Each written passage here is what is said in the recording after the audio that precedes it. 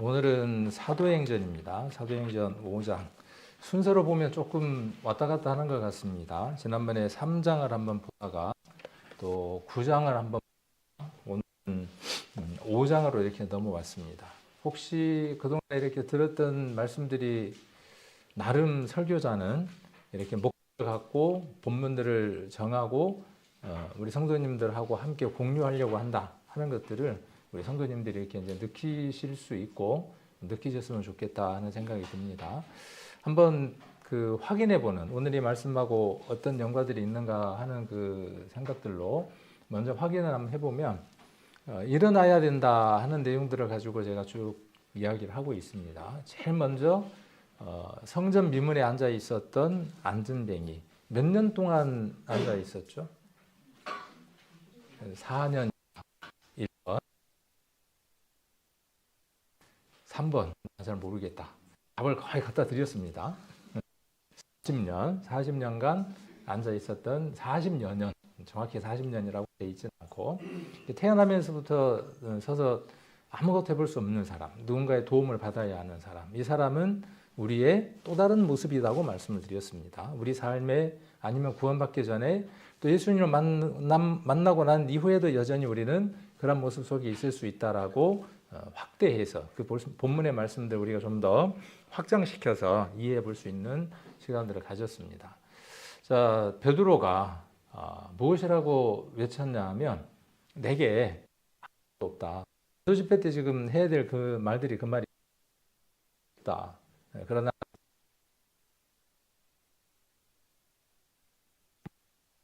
분이 계시는 이다. 당신도 그렇게 되었으면 좋겠다라고 외치는 것이 우리가 전도이죠. 베드로가 그렇게 이야기를 하죠. 내게 은과 금은 없다. 그러나 내게 나사렛 예수 그리스도라고 하는 이름이 있다. 이 이름으로 명하노니 일어나라는 말은 없죠. 그런데 우리가 앞뒤의 내용들을 보면 일어나 서서 가라 하는 것으로 우리가 그 말씀 한번 이해를 해볼 수 있습니다. 그래서 그 즉시죠. 평생 걸어보지도 못한 그 사람이 발과 발목에 힘이 생기고, 이 말씀을 제가 강조하는 이유가 있습니다. 우리가 부활의 예수를 만나게 되면 우리 인생이 오늘 이 노래처럼 앉아 있다가도 지쳐 있다가도 바로 어떻게 힘으로 가운데에서도 모든 것을 헤쳐나갈 수 있는 사람들로 바뀝니다. 말씀은 그 힘을, 그 능력을, 그 삶을 우리에게 체험하게 해주고 싶어 합니다. 성경을 기록한 목적은 어디에 있느냐 하면 40년 된 안전뱅이가 일어났다에 주목하고 싶은 게 아니라 그 능력이, 그 예수 그리스도의 이름의 능력이 지금 믿는 자 안에 또 동일하게 역사할 수 있는 힘이 있다라고 이야기하고 있는 거죠. 그래서 지난번에 이제 그 말씀을 가지고 한번 이렇게 교제를 나누었습니다. 그래서 우리는 발과 발목에 힘이 생겨서 일어나서 무엇인가 일할 수 있는 사람이 되어졌다 하는 것으로 한번 말씀을 드렸고, 지난번에는 9장 한번 말씀을 드렸죠. 누가 나오느냐 하면 두 인물이 나온 거 기억하시죠? 애니야라고 하는 그 애니야에게 마치 그 소녀가 일어나는 것처럼 달리다고 했던 것 같은. 그래서 베드로는 누구의 제자이죠? 베드로는 누구의 제자입니까? 예수님의 제자이죠. 그것도 이걸 알려주는. 그래서 누구를 가장 많이 닮았냐 하면 스승은 제자를 닮습니까? 제가 거꾸로 이야기하려고 할 뻔했어요. 알아들으시겠죠. 그래도 아버지가 아들을 닮는 것처럼, 아니죠. 아들이 아버지를 닮는 것처럼 똑같이 닮습니다. 걸음걸이도, 그다음에 톤도 뭐 이런 것들이 닮습니다. 그래서 전화를 하다 보면 분명히 제가 바꿨는데 아버지 바꿔주라 그러고 형님 바꿔주라 그러고 형님하고 통화하면서 아버지 바꾸라 그러고 닮습니다. 스승과 제자는 당연히 닮습니다. 모든 것이 닮습니다. 엘리야와 엘리사가 그랬던 것처럼, 그리고 예수님의 그 모든 모습들이 구약에 나와 있는 앞선 선지자들의 모습을 그대로 빼다가 박았습니다. 예수님이 그 일을 이루신 것은 구약에 나와 있는 그 모든 것들이 누구를 향한 것이냐 하면 예수님을 향한 것이라는 것이죠. 그래서 예수님의 그 모습을 우리는 어디에서 볼 수 있냐면 구약에서 볼 수 있습니다. 엘리사가 죽은 아들을 살려낸 그 모습을 통해서 예수님께서 죽은 자를 살리는 그 모습 그대로 볼 수 있습니다. 그러면 그걸 기록해서 그런 일이 있었다 전기처럼 읽기 위해서 성경이 지금까지 얘기해 있느냐? 그렇지 않습니다. 그 일이 누구에게 일어난다는 것이죠? 내게 일어나고 거기서 한 발 더 나가서 내가 일어나는 것만큼 중요한 게 어떤 것이냐 하면 내가 누군가를 일으켜 세울 수 있는 사람이 되어지는 것이죠. 내가 일어났다? 베드로가 일어났어요. 그러면 거기서 멈췄다 그러면 그 힘이 우리에게 왔겠냐는 거죠. 성경은 우리에게 무엇을 말씀하시고자 하느냐 하면 주저앉아 있어서는 안 된다는 거예요. 그래서 오늘 설교의 제목이 뭐냐 하면 반드시 일어나야 돼요. 반드시. 어제 지난번까지가 일어나라 였다면 일어나라고 하는 그 명령형의 말씀을 우리가 들었다면 이제 듣는 것으로 끝나는 것이 아니라 반드시 일어나야 되는 거예요. 반드시. 꼭 일어나야 하는 겁니다. 저와 여러분은 반드시 일어나야 하는 겁니다. 그래서 무엇인가 주저앉아 있는 사람이 아니라 무엇인가를 할 수 있는 사람으로 변화되어야 하는 사람이 누구냐 하면 저와 여러분 안에 있는 예수 그리스도로 간직한 사람들의 특징입니다. 특징입니다. 이 사람들이 세상을 바꿨습니다. 이 사람들의 세력이 약해지고 이 사람들의 힘이 약해지니까 세상이 다시 어떻게 되어지느냐 하면 어두워져 갑니다. 우리나라가 복음이 들어왔을 때 그들은 그 능력 안에서 순종했습니다. 나라가 변했습니다. 그렇게 게을렀던 모든 민족들이 세상을 깨우는 사람들이 되어졌습니다. 그 힘입니다. 근데 이제 우리 안에 그 능력이 점점 빛을 잃어갑니다. 그 능력이 빛을 잃어가는 게 아니라 실상은 그 능력을 밖으로 드러나오지 못하게 우리가 계속 가리고 있는 거죠. 우리들의 육신들이. 말씀은, 교제는 그걸 벗겨나가야 하는 겁니다. 나를 가리고 있는 그 옛 자아들, 본능들 그런 것들을 내가 입고 있는 그 위선의 옷들을 하나씩 벗겨나갈 때 우리 안에 있는 그리스도의 능력이 밖으로 나올 수 있습니다. 자, 그래서 애냐에게도 모든 것 정돈하고 일어나서 나오라고 이야기를 하죠. 몇 년 동안 중풍병자였습니까? 8년. 자, 1번 8년, 2번 40년, 3번 모르겠다. 8년 된. 8년이면 아주 중요한 겁니다. 더 이상 가능성이 없는 겁니다. 8년 하고 하루 된 날 일어날 수 있는 가능성이 없다는 얘기예요. 앞으로 계속 그렇게 다른 사람의 수발을 받을 수밖에 없다는 사람입니다. 여러분들은 어떻습니까? 그 애냐라고 하는 사람의 이름의 뜻이 무엇이었습니까? 한번 기억을 되돌려 보는 겁니다. 밴드에 다 있으니까 한번 더 보시면 됩니다. 애냐의 이름. 찬양하는 자, 칭찬받는 자라는 뜻이죠. 그런데 그가 그럴 수 있는 상황 가운데 있습니까, 지금? 아니죠. 우리도 그럴 수 있어요. 우리도 그런 삶을 살아갈 수 있어요. 예수님을 믿고 그렇게 믿음이 강했던 사람인데 왜 병에 걸려? 그렇게 하나님을 높여드리고 사람들에게 칭찬받았던 사람들인데 왜 그 사람이 누워 있을 수 있어? 누워 있을 수 있어요, 그리스도인들도. 육적으로, 혼적으로 누워 있을 수 있습니다. 자, 그럴 때 여전히 우리는 어떤 음성을 들어야 하느냐 하면 예수 그리스도의 이름으로 명하노니 일어나 걸으라고 하는 음성을 들을 수 있어야 합니다.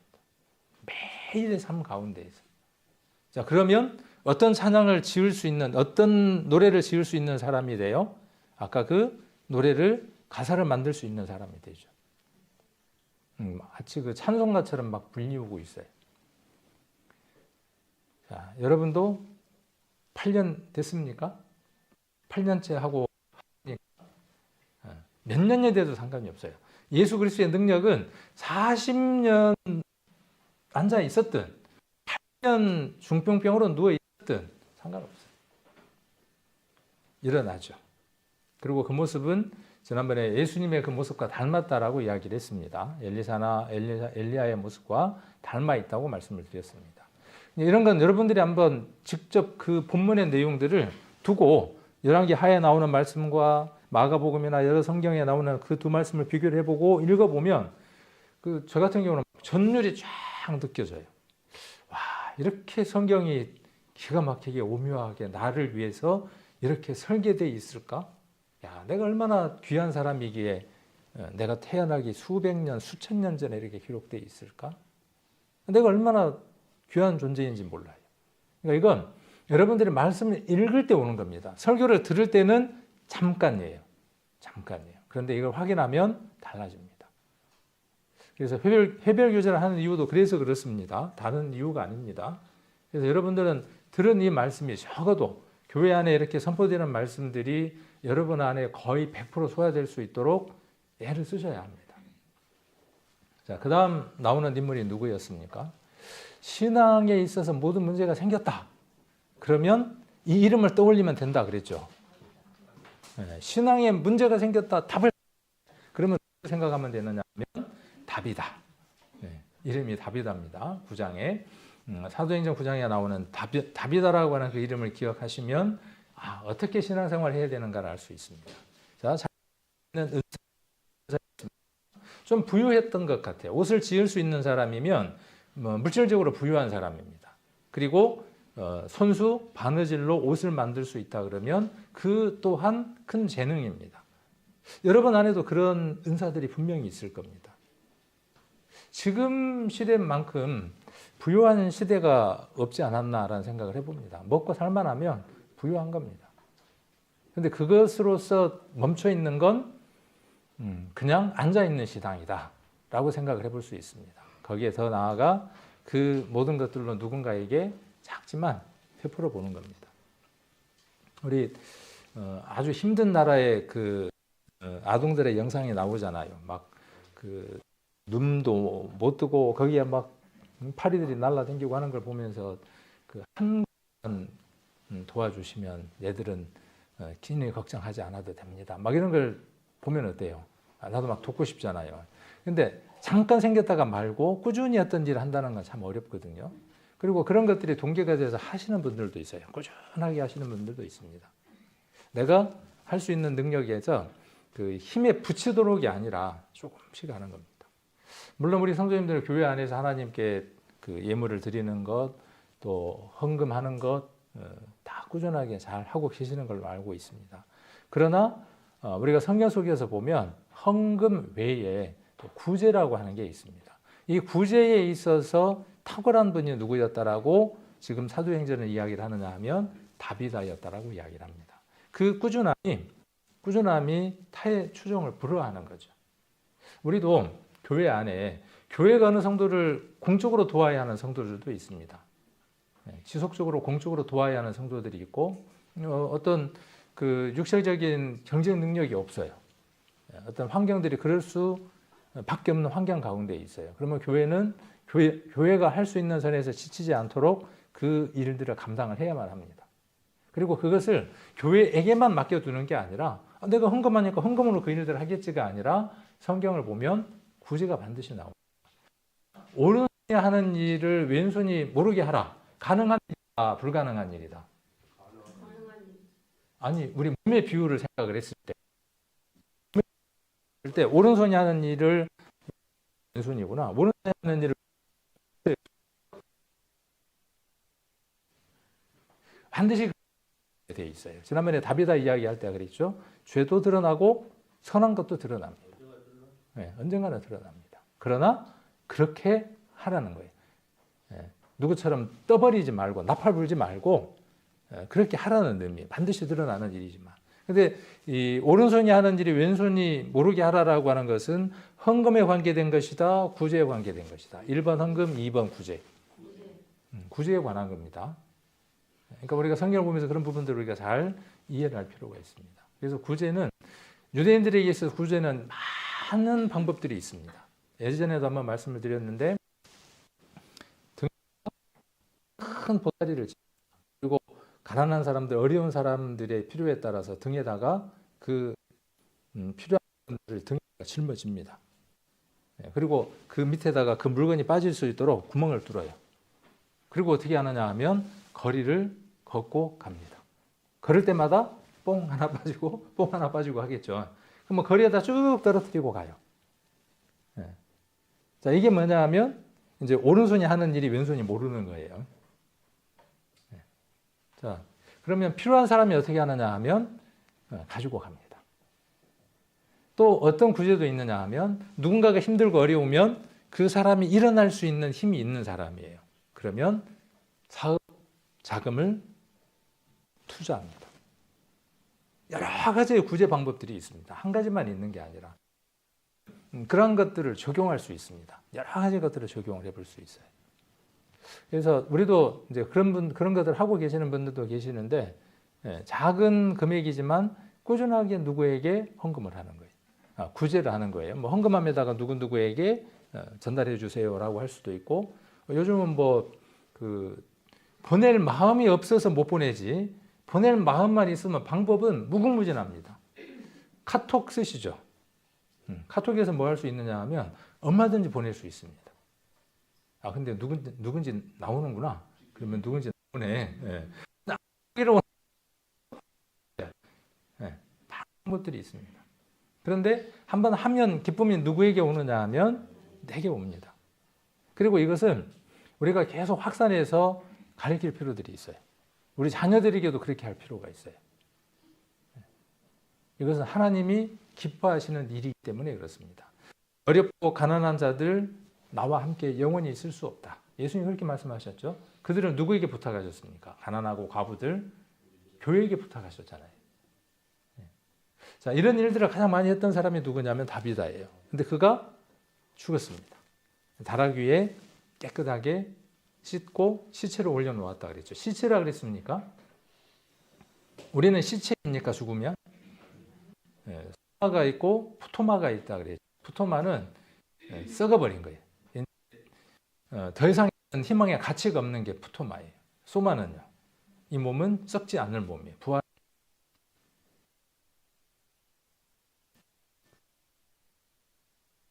나아가서 뭐라고 이야기하느냐 하면 몸을 달라고 이야기했어요. 소마를 달라고 이야기를 했어요. 빌라도는 밑에 백부장을 시켜서 뭐라고 이야기를 해요. 썩어서 냄새가 나는가 안 나는가 한번 맡아봐. 죽었는가 안 죽었는가 확인 한번 해보고 보고를 해. 그랬더니 뭐라고 보고를 했습니까? 죽은 게 확실합니다. 시체입니다. 다시 어떻게 해볼 수 없는 모든 것이 끝나버린 몸이 거기 있습니다. 그렇게 이야기를 했죠. 그렇게 보고를 했습니다. 그런데 누구의 믿음이 맞는 거예요? 누구의 시각이 맞는 겁니까? 아리마대 요셉의 눈이 정상적인 눈입니다. 빌라도와 백부장의 눈은 말 그대로 썩은 걸로 눈깔이에요. 우리는 살아있는 사람들입니다. 저와 여러분은 살아있는 몸을 갖고 있는 사람들입니다. 이 몸이 죽으면 시체가 되는 게 아니라 몇천 도가 넘는 화덕에서 태워서 가루가 된다고 할지라도 가루 아닙니다. 어딘가가 나무 밑에다 뿌렸다고 할지라도 뼈가루 아닙니다. 하나님은 능력으로서 다시 썩지 않는 몸으로 부활시킬 겁니다. 자, 이게 정상적인 눈이에요. 정상적인 눈. 교회를 오랫동안 다녔더라도 이런 마음과 이런 생각이 없으면 부활의 신앙이 아닌 겁니다. 그냥 이 세상에서 주어지는 삶을 살아가는 신앙뿐입니다. 여기 있는 우리 선생님들도 마찬가지예요. 이 신앙이 없으면, 이 생각이 없으면, 일어나서 무엇인가 할 수 있다고 하는 신앙이 없으면 그냥 잘 믿는, 제가 웨슬리 표준설교를 배우고 있거든요. 웨슬리는 확실하게 구원받은 성도입니다. 유명한 설교자이기도 하고요. 지금으로부터 시대가 1700몇 년도 되니까 꽤 오래된 분이죠. 그분의 설교 가운데 어느 대학교에 가서 설교를 하면서 이렇게 설교를 했습니다. 나는 이름뿐인 그리스도인이었습니다. 그 이름뿐이라는 그리스도인이라는 말이 어떤 의미냐 하면 교회를 안 나가고 이름뿐이란 뜻이 아니라 그걸 포함한 예수를 믿는다고 하고 교회 안에서 모든 것들을 충실하게 당했던 사람, 그리고 설교까지 했던 사람, 자기를 그렇게 지칭을 했어요. 그리고 많은 신학생들이 있는 그 신학대학교에서 뭐라고 이야기를 했느냐 하면 나는 이름뿐인 그리스도인이었습니다. 부활의 신앙이 없었습니다. 내게는 그리스도의 영이 온전하게 잊지 못했습니다. 그런데 내가 예수님을 여차여차해서 이렇게 만났습니다. 그 모라비안 교도 얘기를 하는 거죠. 풍랑 가운데에서 자기는 두려움에 떨고 있는데 이름뿐인 그리스도인이라고 하는 것을 그때 안 거예요. 예수님이 자기에게 능력되지 못했다고 하는 걸 그때 안 겁니다. 그들은 찬양을 하는 거예요.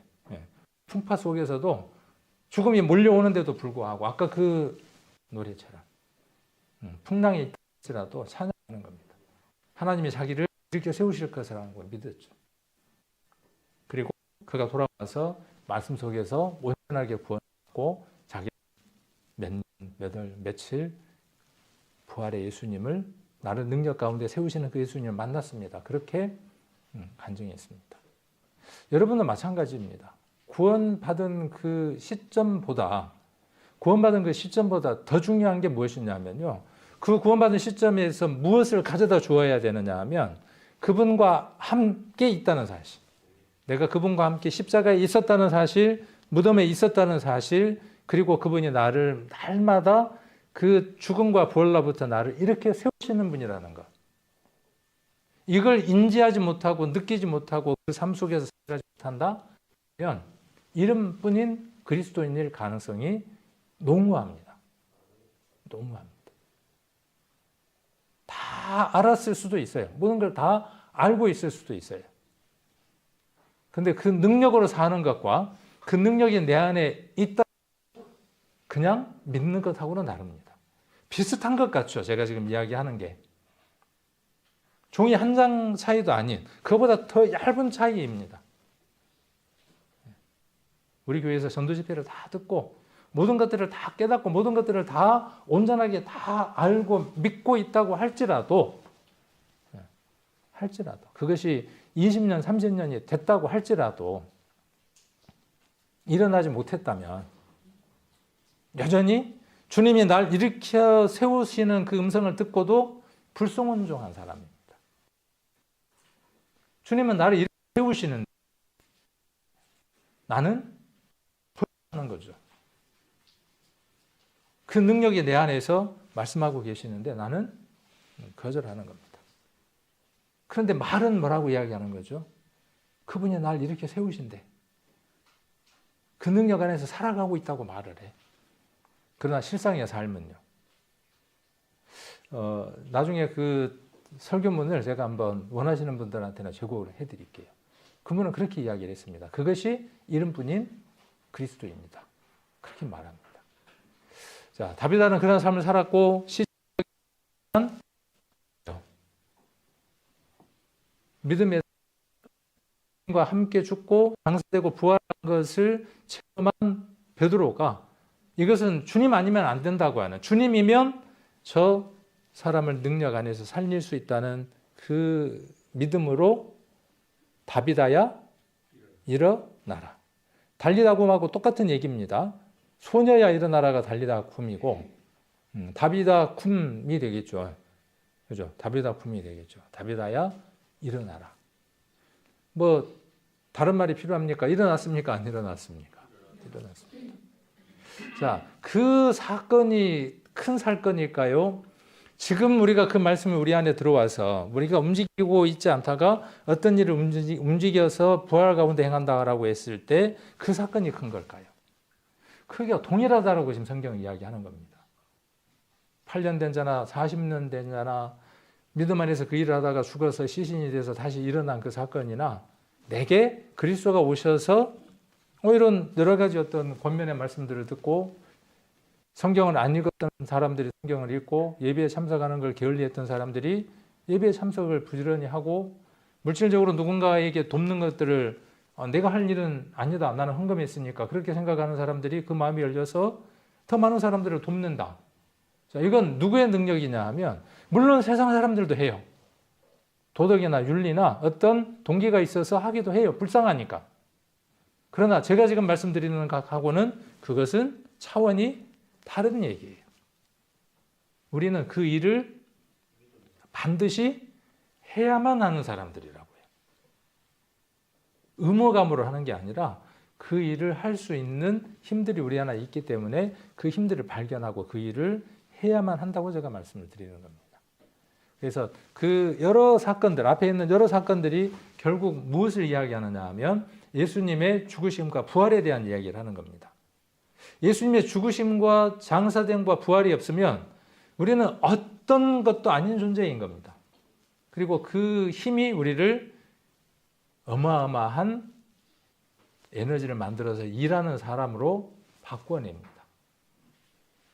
앞서간 믿음의 선진들만 그런 게 아니라 우리도 그런 역사를 써내려갈 수 있습니다. 사도행전이 앞으로도 계속 쓰여진다.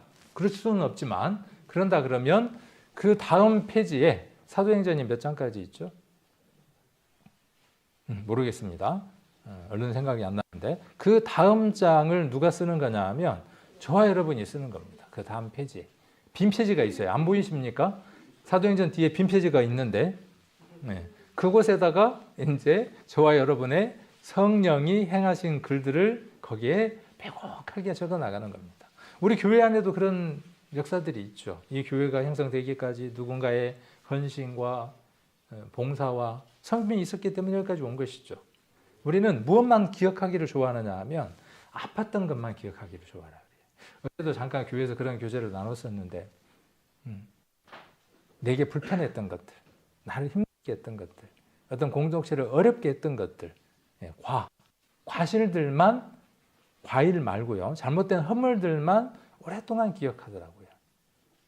근데 되돌아보면 그 일들을, 과를 했던 그분들의 공이 있기 때문에, 큰 힘들이 있었기 때문에 지금 우리가 있는 거죠. 그래서 그 많은 분들이 보고 싶더라고요. 그 교제를 하면서 누구도 보고 싶고 누구도 보고 싶고 누구도 보고 싶고 그 저한테 늘 힘들게 했던 그분도 더 보고 싶고 여러분들도 그렇죠. 여러분들도 제가 이야기할 때 많은 사람들이 떠오를 겁니다. 자, 이것과 제가 지금 이렇게 이야기하는 것과 우리 교회가 어떤 방향성을 갖고 막 이렇게 하자 저렇게 하자는 그 내용하고는 다른 얘기입니다. 또 그런 걸로 오해하시면 안 되고.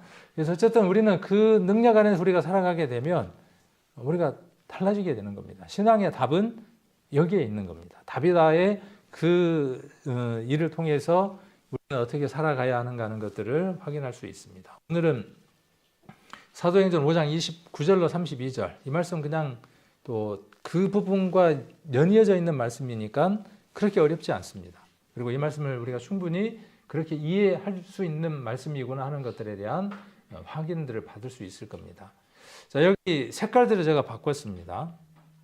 성경을 보실 때 성경책을 사셔서 밑줄을 치는 것 좋습니다. 성경책 그 종이 글자가 중요한 게 아니라 그 말씀이 살아서 우리 안에 들어올 때 능력이 되는 거니까 성경을 소중하게 다루는 것 좋지만 내가 읽어서 잘 이해할 수 있도록 거기다 포스트잇을 붙여도 되고 형광펜으로 칠을 해도 되고 뭐 빨간색으로 별표를 해도 되고 당구장 표시를 해도 됩니다.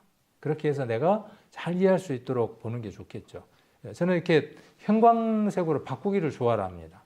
그러면 눈에 띄어요. 제가 이제 본문 말씀을 정하고 색깔을 한번 정해봅니다. 이건 이렇게 색깔을 정하고 그 다음에 굵은색으로 하고 그거에 대한 부연 설명들은 약간 옅은 색깔로 하고 나름대로 이제 원칙을 갖고 지금 해나가고 있는 거죠. 그래서 여기도 보면 중요한 내용에다가 색깔을 바꿔뒀습니다. 그래서 제일 중요한 단어는 다 중요하겠지만 이제 순종이라고 하는 이 단어도 중요하고요. 순종. 말이 두 번, 한 문장에서 여러 번 나오면 중요한 것 같아요. 순종. 순종이라는 말이 참 좋습니다. 순종. 순종보다 더 좋은 건요. 순종보다 조금 아래에 나오는 단어를 우리가 이제 복종 이렇게 한번 이야기할 수 있다 그랬죠. 복종, 순종, 그다음에 순종보다 더 좋은 건 뭐냐 하면 뭐 자원함. 순종이라는 말이나 거의 그 안에 포함되어 있기는 하죠. 자원. 스스로 원해서 하는 것. 이것만큼 아름다운 게 없죠. 자원이 안 되면 순종이 필요하고 순종이 안 되면 복종이 필요한 거예요. 또 복종도 안 되면 어떻게 해야 돼요? 쳐서 복종시켜야 돼요. 그죠? 이놈의 몸뚱아리는요. 이놈의 육신과 이놈의 옛사람은 참 참 모집니다. 예. 얼마나 강한지 모릅니다. 그냥 대충 두면 지가 주인인 줄 알아. 예. 잠언에도 나오죠. 종을 어려서부터 곱게 키우면 주인인 줄 알아. 이놈의 종놈 새끼가. 그러니까 우리 옛 육신에서 나오는 것들이 있을 때 이놈의 종놈 새끼가 율법 안에 있었던 놈이 어디서 기를 쓰고 지금 기어 오르라 그래. 그리고 어떻게 해야 돼요? 쳐서 복종을 시키는 사람들이 이어져 가야죠. 중요한 겁니다. 그래서 순종, 그 다음에 여기 보면 나무에 달아 그랬어요. 나무에 달았다라는 말을 왜 여기에서 했을까요? 구약적인 배경이 없으면 이해 못합니다. 죽었다 깨어나도 나무에 달았다는 말을 이해할 수 없습니다. 신명기에 기록되어 있는 대로 나무는 저주를 뜻합니다. 어떤 사람이 나무에 매달렸다. 나무에 매달려서 죽었다. 이것은 무엇이냐면 저주를 받은 것을 뜻합니다. 그런데 예수님이 어디에 달리셨다고 지금 이야기하고 있죠? 근데 여기 나무에 달아 죽인 예수라 그랬으니까 이거 지금 조금 부드럽게 바꾼 거예요. 베드로가 지금 자기 동족들에게 부드럽게 이야기를 한 겁니다. 뭐라고? 여기 나무에 매달아 죽인 예수라고 부드럽게 이야기를 한 건데 좀 강하게 표현하면 이런 거예요. 너희가 예수님을 저주했잖아. 그 표현을 지금 어떻게 바꾼 거죠? 조금 완곡하게 둘러서 그렇지만 어떻게 하는 거예요? 푹 찌르고 있는 겁니다. 나무라는 이야기를 하면서 너희들 구약에서 저주받은 사람은 어떻게 했어? 우리 민족을 힘들게 하고 우리를 괴롭게 한 사람. 지금 이 사건은 뭘 떠올리느냐 하면요. 여호수아의 사건을 떠올리기도 합니다. 여호수아와 신명기의 사건을 떠올리는데 태양아 기브온 위에 머무르라. 달아 아알람 골짜기에 그리하라. 해가 머물기를 달이 머물기를 중천에서 거의 하루 동안 멈추지 않았다. 그리고 원수 대적을 무찔렀다. 어디에 나오죠? 우리 전도 집회 때 옛날에 이야기 많이 했던 거죠. 우리 그것만 알고 있어요. 근데 거기 뭐가 나오냐 하면 5 왕이 나오죠. 이스라엘이 괴롭혔던 5 왕이 나옵니다. 어떻게 합니까? 죽여서. 그냥 죽이는 게 아니라 이스라엘 민족들로 하여금 발을 밟게 하고 죽인 걸 확인하게 하고 그 다음 어떻게 해요? 쇠사발로 목을 따서 어디에다가 매달아요? 5 나무에다가 매달아요. 자, 이게 무슨 사건이냐 하면 나무에다가 사람을 매단 사건이에요. 구약에서. 그대로 뭐요? 그대로. 뭐예요? 저주받은 자라는 거예요. 저주받아야 할 자라는 거예요. 똑같이 너희들이 예수님을 어떻게 했다는 거예요? 똑같이 했지? 그 얘기하는 거예요. 그렇게 안 보이시나요? 그렇게 보이셔야 돼요. 성경을 그렇게 볼 수 있어야 돼요. 점점 더 풍성하게 볼 수 있어야 돼요. 그런데 누구라고 지금 말하는 거죠? 내가. 이 빨간색은 내가예요. 내가. 저와 여러분이 그 말이에요. 예수님을 얼마나 우리가 저주했습니까? 하나님을 얼마나 우리가 저주하고 살았습니까? 날씨만 좀 안 좋아도 이놈의 빌어먹을 놈은 날씨가 곡식만 잘 안 자라도 아이고 이놈의 자풀은 왜 이렇게 많이 자라는지 이 입에 무엇을 달고 살았어요? 저주를 끊임없이 달고 있어요. 지금도 달고 살아가. 지금도. 근데 그게 저주인지를 몰라. 예수님은 하나님을 여전히 그곳에 매달고 있는 말이라고 하는 걸 여전히 모르고 있는 거죠. 제가 그렇더라고요. 제가 많이 그렇더라고요. 자, 그래서 나무에 매달아. 근데 예수님 하나님은 어떻게 하셨다고요? 하나님은 어떻게 하셨다? 살리셨다. 자, 그리고 임금과 구주로 삼으셨다. 그리고 우리가 그게 성령도 증인이다. 이 말씀은 이전에 한번 다른 말씀할 때 보조 조금 나눈 말씀이기도 합니다. 이 말씀은 오늘 조금 자세히 내용들 한번 살펴보려고 합니다. 자, 순종하는 것이 마땅하다 그랬어요. 마땅이라는 말이 무슨 말이냐 하면 반드시 무엇 해야 한다 하는 헬라어의 뜻을 마땅이라는 말로 바꿨습니다. 그러니까 우리가 뭐 마땅하다, 적당하다 그러면 그 말에 대한 무게가 좀 덜하기 때문에 바꿔보는 겁니다. 그래서 사람보다 하나님을 순종하는 것이 마땅하니라. 우리는 이런저런 상황 때문에 사람의 눈치를 봅니다. 사람을 기쁘게 하려고 합니다. 그런데 누구를 기쁘게 해드려야 되느냐 하면 하나님을 기쁘게 해야 됩니다. 마땅한 거다. 마땅하다는 말을 좀 더 강한 말로 바꾸면 어떤 게 되냐 하면 반드시가 들어간다고요. 반드시. 반드시 땡땡 해야 한다. 반드시 하나님을 순종해야 한다. 짐승 보고 순종하라고 한 적이 없어요. 근데 짐승을 순종을 하고 살아가. 저 밖에 있는 나무 보고 순종하라고 한 적이 없어요. 하나님이. 왜? 그들은 피조물이 썩어짐에 종노릇한다. 하나님 법칙에 순응한다라고 기록되어 있어요. 누구만? 하나님 형상대로 지음받은 사람만 하나님을 섬길 수 있는 그 큰 능력을 주었음에도 불구하고 하나님을 거스리더라 그 말이에요. 그런데 그러면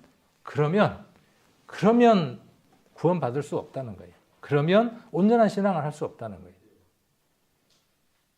그러면 사람에게 순종 안 해도 됩니까? 여기에 강하게 초점이 맺히니까 뭐냐 하면 교회 목사가 뭐라고 하는 거 들을 필요 없다는 거예요. 교회 구역장이 말하는 거 들을 필요 없다는 거예요. 어떻게 해야만 듣느냐? 자기 안에 성령의 음성을 자원하는 마음을 주셔야. 그때 자원이라는 말 갖다 써요. 하나님이 그 마음을 주셔야 내가 하지. 근데 하나님은 그렇게 하게끔 질서를 정해 놓으셨죠. 누가 불순종하는 거예요? 지금 5분단 돼지발톱인 거예요, 그게. 그럼에도 불구하고 자기의 신앙은 잘하고 있다고 생각을 합니다. 특히 이 복음주의 교회가 그런 게 강합니다. 아주 강합니다. 왜?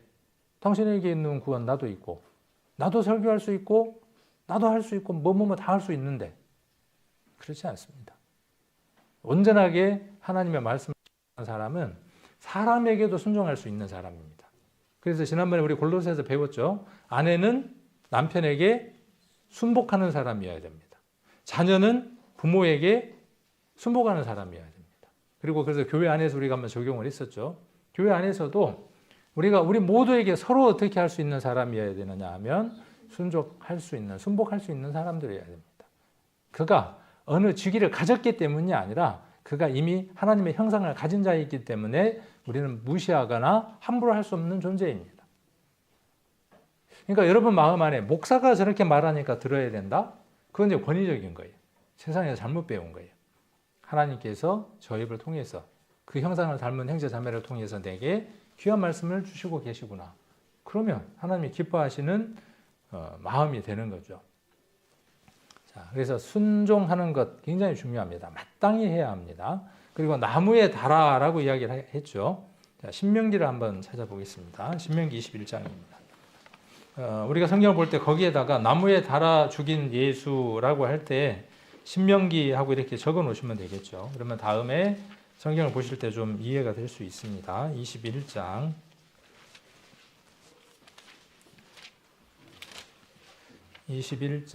23절입니다. 같이 한번 읽겠습니다. 23절. 자, 22절부터 한번 보겠습니다. 22절부터 23절까지 같이 한번 읽겠습니다.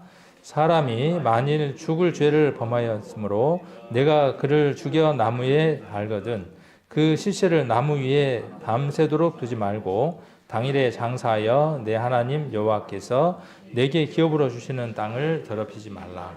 나무에 달린 자는 하나님께 저주를 받았습니다. 사도 바울은 예수님을 믿지 않았던 사람이었죠. 왜 바울은 예수님을 믿지 않았을까요? 그런 질문 하나 가져볼 수 있잖아요. 그래서 이제 연구를 했어요. 학자들이. 많은 연구를 했습니다. 왜 그랬을까? 라고 했을 때 그 답을 여기에서 찾습니다. 그는 율법에 정통한 사람이었습니다. 그러니까 그의 율법에는 그 말은 무슨 뜻이냐 하면 바울이 믿었던 하나님의 말씀 속에서는 사람이 나무에 매달렸다? 그 사람은 어떤 사람이냐 하면 저주받은 사람이에요. 그 저주받은 사람이 무엇을 낼 수 있냐는 거예요. 그 저주받은 사람이 무엇을 낼 수 있냐는 거예요. 저들은 사람을 미혹해 하는 사람들이라는 거예요. 신이라고 이야기를 하고 그걸 믿는다고 이야기하고 거기서 능력이 나올 것이라고 말하는 유대인들도 있었을 것이고 당시에 많은 이방인들도 있었을 것이죠. 그렇게 믿고 점점 세력이 강해지니까 바울은 어떻게 할 수밖에 없어요? 하나님의 뜻 안에서 저들을 정리해야만 올바른 자인 거예요. 하나님에게 있어서. 그를 그렇게 움직이게 했던 말씀입니다. 우리 갈라디아서에서 그런 흔적을 한번 발견해 볼 수 있습니다. 갈라디아서 한번 찾아보겠습니다. 갈라디아서 3장 13절입니다.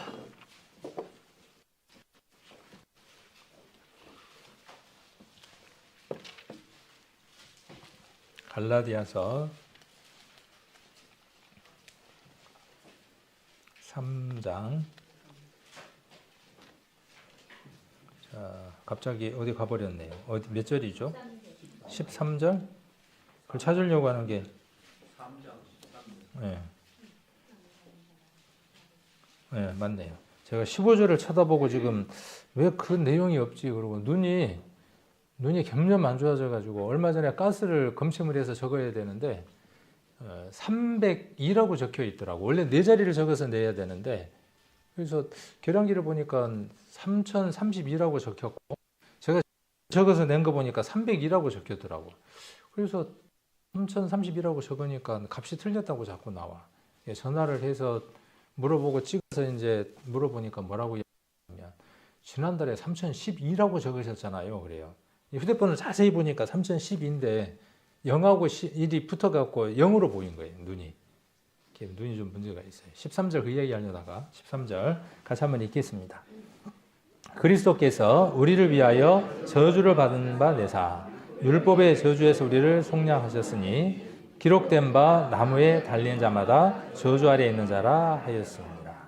자, 이 말씀은 신명기의 말씀을 가져다가 뒤에다 넣었단 말입니다. 그런데 이것이 자기를 붙잡고 일시라고 생각하고 있었더란 말입니다. 그런데 다메섹 도상에서 예수님을 만나고 나니까 어떻게 바뀐 거예요? 아, 저 예수님이 저주, 율법 안에서 모든 저주를 다 갚기 위해서 나무에 달리신 분이구나 하는 걸 깨달은 거죠. 그래서 앞에 뭔 얘기를 하는 겁니까? 그리스도께서 우리를 위하여 저주를 받았다는 걸 깨달은 거죠. 바울 구원 확실합니까? 안 합니까? 확실하죠. 우리에게 전해준 복음이 바울로부터 왔는데. 그렇죠. 이게 복음인 거예요, 이게. 예수 그리스도가 저주를 받았다. 누구 때문에? 나 때문에. 율법의 저주에서 우리를 속량하기 위해서 그분이 저주를 스스로 택하신 분이다. 그렇게 갈라디아서에서 이야기를 하죠. 그를 하나님 안에서 거스리게 했던 그 말씀이 예수 그리스도를 만나게 되니까 어떤 말씀이 돼요? 많은 사람을 살리게 되는 말씀이 되어지는 거죠. 신명기의 그 말씀이. 자, 그래서 유대인들은 혹은 우리는 예수님을 잘 알지 못했을 때에는 그 예수님을 저주했고 받아들이지 않았어요. 그러나 하나님께서는 그분을 살리셔서 우리를 살릴 수 있도록, 우리를 일으키실 수 있도록 우리가 알기도 전에 그 모든 일들을 계획하셨죠. 자, 그래서 하나님이 살리시고 라고 이야기를 하고 있고, 이건 제가 그전에도 많이 이야기했지만 에게 이로라고 이야기를 했습니다. 오늘은 이 살리신다라는 말, 일으킨다는 말이 신약 속에, 특히 복음서 속에 무슨 나온다는 거예요. 그러니까 이거 찾게 하는 게 굉장히 재밌습니다. 성경을 읽으시면서 저 목사가 몇 번에 걸쳐서 저렇게 이야기를 했는데 그러면 통일성 있게 복음 안에서 바울의 서신서 안에서 그렇게 나올까? 그렇게 나옵니다. 예수님의 많은 기적들, 표적들 속에서도 무엇이 나오느냐 하면 예수님은 병든자, 가난한 사람, 불치병인 사람들을 모든 사람들 가운데로 나오게 하고 예수님이 어떻게 하시느냐 하면 손을 내어 밀어서 그를 어떻게 하시느냐 하면 일으켜 세우십니다. 자, 이것은 무엇을 말해주는 것이냐 하면 예수 그리스도의 죽음과 부활이 모든 어려움 가운데 있는 사람들에게 손을 내어 미는 것이 될 것이고 그들을 일으켜 세우는 능력이 될 것이라고 하는 표적들입니다. 그래서 앞으로 모든 예수님에 대한 표적들을, 기적들을 한번 읽어보시면 이 맥락에서 충분히 이해될 수 있습니다. 그래서 단어들도 다 통일성 있는 헬라어 단어를 썼습니다. 여기에서 벗어나지 않습니다. 그래서 여기 보면 에게 이루라고 하는 단어를 썼습니다. 살리신다라는 말을 에게 이루라고 하는 말을 썼고 이 단어를 살린다, 일으킨다 구분 없이 썼습니다. 구분하지 않고 여러 성경에서 쓰이는 것을 볼 수 있습니다. 그리고 일으키신다라는 말, 살리신다는 말을 에게이루라고 쓸 수도 있고 일으킨다는 말을 에게이루로 쓸 수도 있어요. 또 살린다는 말을 아니스템이라고 하는, 아나스템이라고 하는, 아나스템이 아니스템이 같은 말입니다. 같은 어원에서 나왔으니까 이 말, 아나스템이 아니스템이라는 이 말도 쓰느냐 하면 살았다, 일어났다, 일으켰다 다 동일하게 씁니다. 그래서 이러한 발견들을 해보면 참 신비롭습니다. 성경을 읽을 때마다. 그래서 에게이루라는 뜻에서 일으킨다, 아니스템이라는 말의 동의어입니다. 자, 그리고 마태복음 16장 21절에 보시면 제3일에 살아나야 하리라 이렇게 예수님이 말씀하셨습니다. 이것을 에게르테나이, 아까 에게이루라고 하는 말에서 동사가 됐냐 미래형이 됐냐 인 겁니다. 그냥 에게이루라는 말로 생각을 하셔도 됩니다. 자, 살아나리라는 말을 똑같이 에게이루라고 쓸 수도 있고 또 어떤 단어를 쓸 수도 있느냐 하면 아니스템이라고 하는 말을 동일하게 쓸 수 있고 또 그렇게 쓰여져 있습니다. 성경 안에는. 그러니까 예수님은 3일 후에 어떻게 되신다고요? 제3일에 반드시 살아나셔야 한다는 거죠. 예수님이 살아나시지 않으면 성경 전체는 아무 의미가 없어요. 아무 의미가 없어요. 그러면 예수님은 반드시 일어나셔야만 하죠. 그죠? 예수님 일어나시지 않으면 우리 믿음 아무것도 아니에요. 그러면 똑같이 이야기를 해봅시다. 우리가 일어나지 않으면, 우리가 반드시 일어나지 않으면 우리를 통해서 또 다른 부활의 능력들이 나타날 수 없어요. 베드로가 앞선 믿음의 선진들이 사도행전에서 그들이 반드시 일어났기 때문에 어떠한 일이 일어났느냐 하면 40년 된 안전뱅이도 애니아도 다비다도 있었다고요. 이번 전도집 여러분들이 할 수 있는 일, 반드시 해야 되는 일이 뭐냐 하면 우리 스스로가 먼저 일어나 있어야 돼요. 그래요. 내게 있는 것으로 내게 준원이라고 이야기할 거 아니에요. 내게 있는 거 뭐예요? 세상 욕심, 허영, 또 험담, 막 오만 잡동사니 더러운 것들로 똥 같은 걸 들고 뭐라 그러냐면 내게 있는 것으로 내게 준원이요. 그러니까 뭐라 그래요? 저쪽에서 나도 많다. 니나 더 가져가라 그러죠. 그죠? 말도 삶도 뭐 먹을 게 있어야 말이지. 그런데 내게 있는 것이라고 이야기할 때 그들이 우리의 삶을 구분되게 할 수 있어야죠. 그들의 삶 그랬다는 거야. 믿음의 선진들은. 그럼 저와 여러분도 오늘부터 가능할까요? 좀 더 성경 우리가 더 앞으로 나아간다 그러면 지금부터죠. 지금. 그렇죠. 그 40년 된 자가 그 즉시였으니까 이 말씀이 여러분들에게 아멘하는 순간 여러분들은 그런 삶들을 살아갈 수 있는 사람들이 되어지는 거죠. 그 삶 안에 있는 겁니다. 그 얘기를 하려고 지금 이 복잡한 단어들을 계속 이야기하는 겁니다. 마태복음도 한번 찾아보라고 이야기를 하는 것이고, 그래서 로마서 6장 4절로 5절에도 이 아니스템이라고 하는 것을 찾아볼 수 있는 문장들이 들어있어요. 그 다음에 에베소서 5장 14절에도 있고, 시간이 없어서 제가 그냥 불러만 드릴게요. 골로새서 3장 1절. 시간이 있으면 우리가 다 확인을 해보면 좋은데, 그래서 그런 말씀들 보면 이거 확인해 볼 수 있습니다. 자, 그 다음 요한복음 11장 25절 잘하는 말씀이죠. 예수님 요한복음의 특징이라면 를 그대로 얘기하고 있는 게 요한복음입니다. 뭐라고 말씀하시느냐 하면 모세가 당신을 우리 민족에게 가서 소개해야 되는데 당신의 이름을 무엇이라고 소개할까요? 그렇게 이야기했더니 하나님 뭐라고 말씀하시죠? 나는 스스로 있는 자니라. 그래서 I am that I am, I am who I am 영어로 이렇게 돼 있고 헬라어로는 에고 에임입니다. 에고 에임이. 요한복음은 계속해서 뭘 이야기하느냐 하면 에고 에임이에요. 그리고 에고하고 에임이 사이에다가 뭘 넣는 겁니다. I am이라고 하는 것 사이에다가 I am 뒤에다가 뭘 넣을 수 있죠. 뭐 I am 뭐 그러면 뭐 나는 뭐다 이렇게가 되는 거죠. 그래서 예수님은 요한복음에서 뭔 얘기를 하시느냐 하면 구약에 계셨던 그 하나님인 것을 요한복음에서 다 드러내서 보여주시는 겁니다. 그래서 나는 부활이다. 나는 생명이다. 이 부활이라고 하는 건 뭐예요? 저와 여러분 안에 있어야 하는 부활이다. 그 말이에요. 그리고 여러분과 저 안에 있어야 되는 생명이다. 그 말이에요. 예수님은. 이 생명은 짧은 70년, 80년의 생명이 아닌 것이죠. 그래서 나를 믿는 자는 죽어도 사는 겁니다. 영원한 세계로 들어가는 겁니까? 예수 그리스도를 믿고 이 사실을 안 날 그 영혼 속으로 들어간 겁니까? 답을 잘 하셔야 돼요. 그럼 그거에 대해서 잘 설명을 해낼 수 있습니까? 상식적으로 그냥 우리가 도리적으로 봤을 때는 뭐가 맞을 것 같아요? 우리가 죽는 날, 그날 영혼 속으로 들어가는 게 맞을 것 같아. 근데 성경은 무엇이라고 이야기하느냐 하면 믿는 그 순간 영생을 얻었어요. 영원한 생명 속으로 들어갔어요.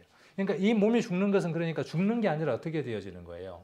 다시 살 수 있는 몸으로 부활될 때까지 기다리는 몸인 거죠. 그래서 시체가 아니고 푸토마가 아니라 소마라고 이렇게 계속 이야기를 하는 겁니다.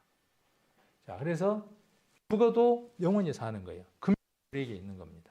그래서 이것을 제세이 이렇게 헬라어로 기록을 했고 이 단어는 자오라고 하는 단어에서 파생된 단어고 자오라고 하는 단어는 조에, 자오, 제세타이 다 같은 집안 식구들인데 무슨 말이냐 하면 생명이라는 뜻입니다. 생명, 조에라는 말은 생명이라는 뜻이에요. 그러니까 생명이니까 그 생명이 살 수도 있고 여러 단어들로 파생이 될 거 아닙니까? 그래서 살겠고라고 이야기를 했고 그 다음 똑같은 말씀 부활에 대해서 이야기를 합니다. 살겠다라는 말은 아까 자오라고 하는 말에서 이렇게 파생된 걸 알 수 있고 그 다음에 부활이라고 이야기를 합니다. 부활이라는 말은 헬라어로 뭐죠?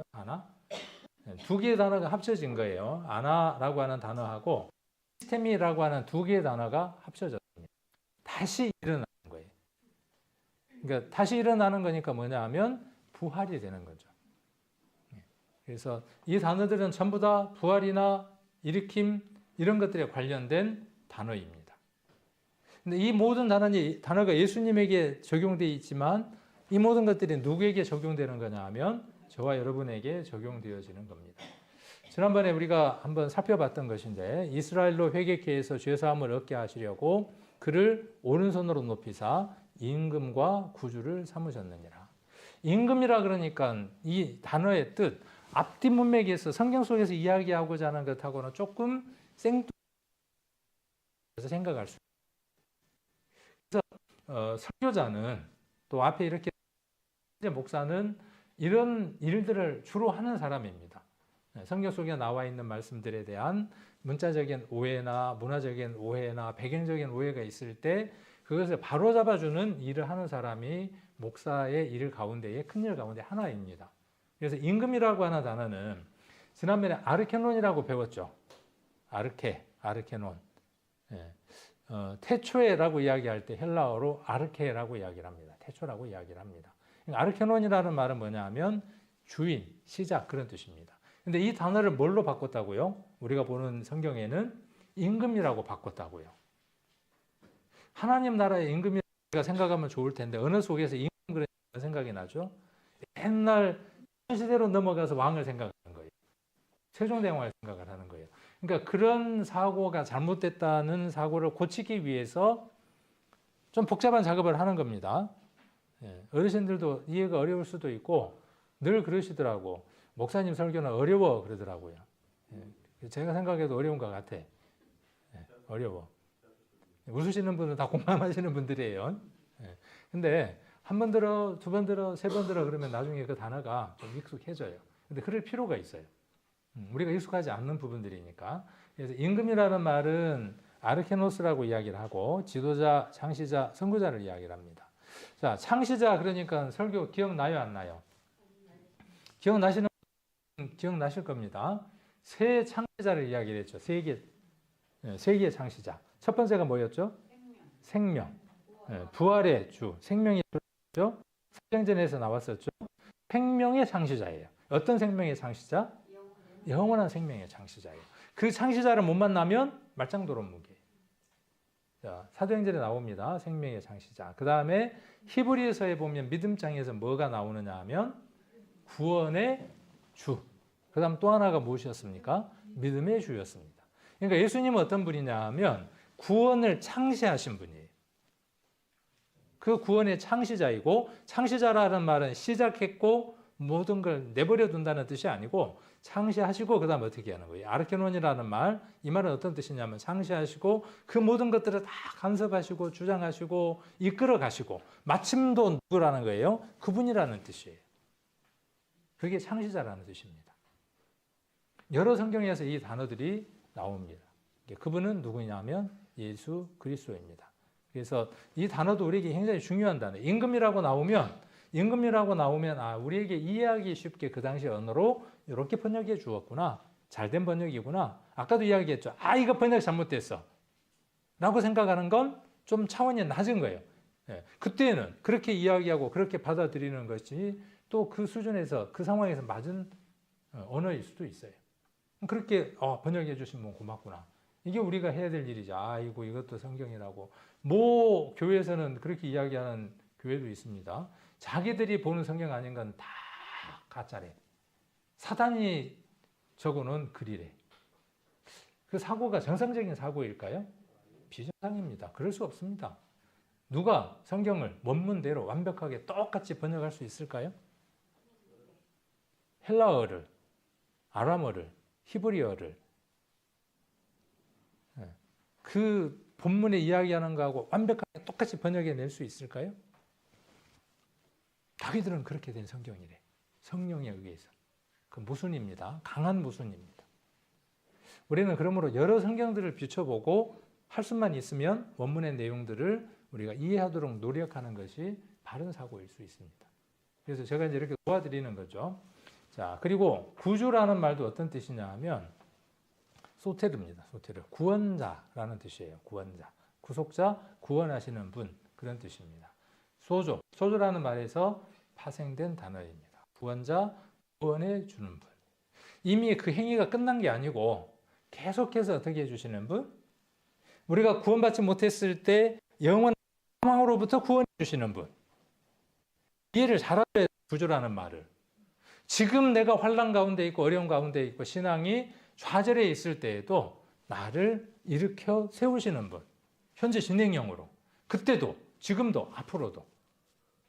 그러니까 우리는 이것 속에서 무엇을 하나 알 수 있느냐 하면 과거에 우리는 하나님을 떠난 사람이었고 지금도 떠날 가능성이 있는 사람들이고 앞으로도 그럴 가능성 가운데 있는 사람들이기 때문에 누가 필요한 거죠? 소테르, 구원자가 필요한 겁니다. 개인의 삶 속에서 우리를 구원해 주신 분이 필요합니다. 구원해 주시고 그렇죠. 지금도 여전히 그 구원 안에서 우리를 이끌어 가주시는 주님에게 감사하고 앞으로 내가 어떤 상황 가운데 있을지라도 여전히 나를 실망시키지 않고 나를 구원해 주실 분. 그 말의 뜻으로서 뭘 삼으셨다고요? 구주를 삼으셨다고. 여러분이 생각하는 그 임금 구주하고 더 폭이 넓은 것으로 확장을 시켜서 이해를 하실 필요가 있다라고는 얘기입니다. 그리고 우리를 증인 삼으셨어요. 세 증인이 나옵니다. 여기에 보면 세 증인이 나오는데 한 증인은 베드로와 사도이고 또 한 증인 누구이냐 하면 성령입니다. 그리고 또 한 증인, 보이지 않는 한 증인이 있는데 누구일까요? 저와 여러분입니다. 그렇죠? 네, 저와 여러분이 증인입니다. 자, 우리는 이 일의 증인이요. 하나님 자기를 순종하는 사람들에게 주신 성령도 그러하니라. 제가 이전에 퀴즈를 한번 냈습니다. 성령을 어떻게 받습니까? 퀴즈를 냈습니다. 여기에 답에 많은 사람들이 답을 달 수 있을 겁니다. 성령을 어떻게 받느냐 답을 한번 달아보세요. 여러분들 마음 안에 1초 동안 다셨습니다. 성경은 뭐라고 답을 줍니까? 이게 답입니다. 무엇에? 하나님이 자기를 순종하는 겁니다. 이 불순종에 대해서 다루고 있는 게 로마서 10장의 얘기입니다. 사람이 마음으로 믿어 의에 이른다고 이야기를 하면서 뭔 얘기를 하느냐 하면 이사야 53장까지 넘어갑니다. 바울은. 그러면서 뭐라고 이야기하느냐 하면 이 사람들이 눈이 어두워져 갖고 이사야 53장을 못 깨달았잖아. 그때도 누구 이야기했다는 거예요? 예수님 말씀하셨다는 거예요. 그런데 그들이 그 예수님에 불순종했잖아. 우리가 설교하다가 갑자기 누구도 그랬다는 거예요. 바울도 믿음의 선진들도 그렇게 설교를 했다는 얘기. 우리 로마서를 쓰면서 로마에 있는 성도들에게 뭔 얘기를 하느냐 하면 믿음에 관한 이야기를 하면서 그들이 예수님을 안 믿었다는 거예요. 그러면서 이사야 성경을 이야기를 하면서 그들이 복음을 깨닫지 못한 것은 불순종 때문이다. 그렇게 로마서 10장에 이야기합니다. 이거 제가 옛날에 로마서 이야기할 때 한번 말씀을 드렸습니다. 그래서 복음에 순종하면 구원을 받는 겁니다. 로마서에 기록된 대로. 그리고 무엇을 받느냐 하면 선물로 성령을 받는 겁니다. 자, 잘 우리가 이해를 해야 합니다. 깨달으면이라고 돼 있습니까? 순종하면. 물론 순종해야 한다는 것을 깨달아서 순종해야죠. 그냥 순종이 아니라. 그럴 때에는 깨달음이라고 하는 게 우선시 되어지는데 자칫 우리가 언어를 잘못 쓰게 되면 깨달음이 구원인 것처럼 오해될 수 있어요. 구원이라고 하는 것은 우리가 어떤 것도 할 수 없다고 하는 걸 인정을 하는 겁니다. 구원은 100% 누구의 것이냐 하면 하나님의 것입니다. 그러나 그 구원이 내게 적용되기 위해서 내가 해야 되는 게 있어요. 아무것도 안 해도 됩니까? 깨달으면 됩니까? 그럴 때 그 깨달음은 틀렸다고요. 무슨 말씀인지 이해가 되시죠? 이 구원이 내 것이 되기 위해서, 내게 적용되기 위해서 깨달아야만 된다는 말도 이해가 되지만, 그런 말씀들이 있기는 하지만, 그 말씀보다는 어떤 말씀이 더 은혜가 되어지느냐 하면, 이 사실에 순종하지 않으면, 예수 그리스도의 십자가를 설명하고 그 십자가에 나의 죄와 나의 모든 해물이 그곳에 있었음을 말할 때, 그 말씀에 순종할 때, 장사됨을 내가 순종하고 부활에 순종할 때 그때 구원이 이루어지는 거죠. 내 것이 되어지는 거죠. 그러니까 이 순종이 없으면 처음부터 빗나가는 겁니다. 처음부터. 화살이 맞지 못할 때 처음부터 방향이 틀어져 있기 때문인 겁니다. 우리의 신앙이 점진적으로 더 거룩해지고 하나님이 원하는 신앙으로 발전하지 못하는 것은 어쩌면 이 차이일 수 있습니다. 깨달았어. 다 없어졌다니까 내놔봐. 니도 없어졌는가. 여기에 머물러 있기 때문이지 않는가라는 생각을 해봅니다. 그것의 함정일 수 있어요. 그게 틀렸다고 지금 말하고자 하는 것이 아니라 거기에 매여 있는 함정일 수 있다는 거예요. 거기서 나가지 못하는. 그래서 우리는 어디로 나아가야 되느냐 하면 그 속에서 순종이라고 하는 것을 나아갈 수 있어야 돼요. 그러면 언제까지 순종일까요? 복음의 첫 순종함으로 우리는 순종할 수 있는 힘이 우리에게 있다는 걸 알게 됩니다. 자, 그래서 순종하면 성령을 선물로 받습니다. 우리에게 성령이 있는 겁니다. 찾아보면 있어요, 없어요? 암만 해부를 해도 없어. 한번 오늘 해부해 보세요. 여러분 안에 성령이 있는가? 그것은 믿음으로 말미암는 소유입니다. 이 사실을 알므로 말미암는 소유예요. 그러니까 쪼개도 찾을 수 없는 것이에요. 버선 같으면 뒤집어서 보여줄 텐데 그렇게 되어질 수 있는 소유물이 아니라고요. 믿으면 이 사실이 우리에게 이루어지게 되고 이 사실을 믿는 사람은 그 성령이 능력인 걸 알게 됩니다. 계속 이야기하죠. 능력인 걸 알게 돼요. 그러면 그 능력은 우리를 잠재우지 않는다고요. 이렇게 세운다고요. 자, 그래서 성령은 어떤 일을 하시느냐 하면 성령이 하시는 일이 중요해요. 성령이 하시는 일이 뭐예요? 자, 1초 동안 답을 살 수 있어요. 마음 안에서 답을 사세요. 방언일 수도 있고 신유일 수도 있고 뭐 치유일 수도 있고 누구는 나름대로 그 답을 달 겁니다. 그러나 성경 속에서 가장 기본적이고 중요한 답은 무엇이냐 하면 증인입니다. 왜? 사도행전이 그 출발점이니까.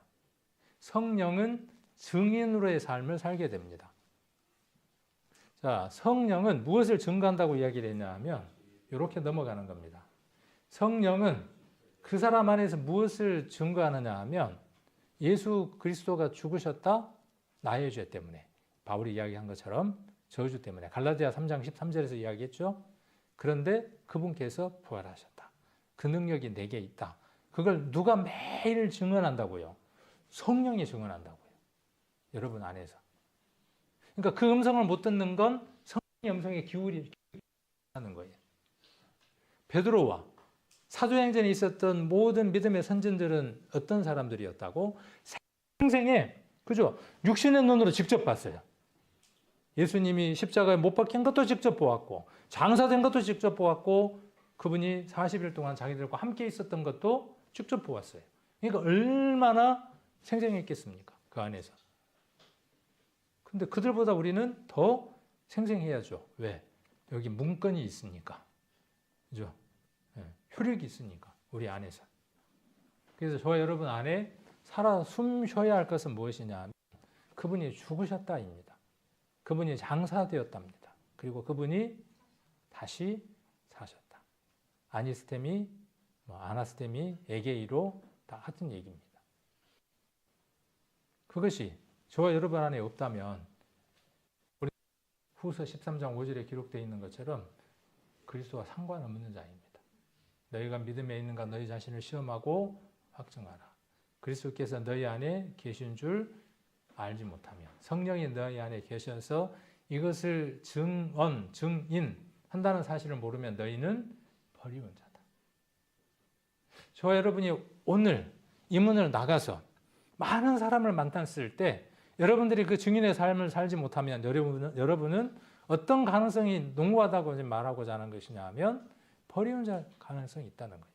누구를 먼저 보는 거죠? 사람의 눈치를 먼저 보는 거죠. 하나님을 순종하는 게 마땅한데 성령이라고 하는 그 증인, 우리 안에 있는 증인은 우리 속에서 무엇을 말하는데? 죽은 자들을 쳐다보면 어떻게 있어요? 나도 옛날에 똑같았는데 저런 사람이었는데 저 사람이 예수님과 함께 십자가에 못 박혀야 될 텐데 너무나 쉬운 사실인데 이번에 한 주간 말씀이 선포됐죠. 전사님이 오전사님이 이제 애써주시고 또 데리고 오시는 분도 애쓰시고 듣는 분도 애쓰고 한 애를 써야만 일이 이루어지죠. 그래서 제가 또 문자를 보내기도 하고 우리 성도님들이 그 시간에 다들 기도해 주셨죠. 그 기도의 응답이 크더라고요. 전사님이 말씀하시는데 제가 이제 안에서 저는 나 나름대로는 저 나름대로 또 뭐 해야 될 일들이 있잖아요. 하는데 하다가 그쪽으로 자꾸 귀가 가는 거예요. 나도 모르게. 제가 상담할 때 하는 얘기이고 듣는 얘기인데도 나도 모르게 귀가 그쪽으로 가는 거예요. 이게 하다가 정리가 안 돼. 그래도 정리해야 되고 근데 정리가 안 돼. 알아듣기 쉽게 이야기를 하고 듣는 분도 저 어르신이 연세가 좀 있으신데 하나 들을까? 답을 할까? 저게 답인데 나도 모르게 답을 막 이야기하려고 해. 근데 답을 이야기를 하시더라고. 그리고 또 누군가는 와서 또 그 다과도 이렇게 보따리 싸갖고 오시는 분도 계시고 초대교회는 그런 게 어디 있겠어요? 막 충만했겠죠. 넘쳐났겠죠. 지금요. 지금 그러면 돼요. 우리가. 앞으로 그렇게 하면 돼요. 그래서 우리가 집회를 준비하고 그러한 일들을 하라고 우리가 전도 집회를 준비해 둔 것이죠. 매일 그 삶을 살아야죠. 매일 증인의 삶을 살아야죠. 성령은 가만 계시는 분이 아니거든. 불덩이처럼 타시는 분이거든. 그래서 그러한 삶들을 우리가 우리 성도님들이 되셔야만 순종하는 사람이고 하나님이 기뻐하시는 삶을 사시는 분들입니다. 그러한 삶들 우리 성도님들이 이 문을 열고 나가는 순간 그러한 삶들이 주님 오실 때까지 또 한 주간 이렇게 이어지기를 간절히 원합니다.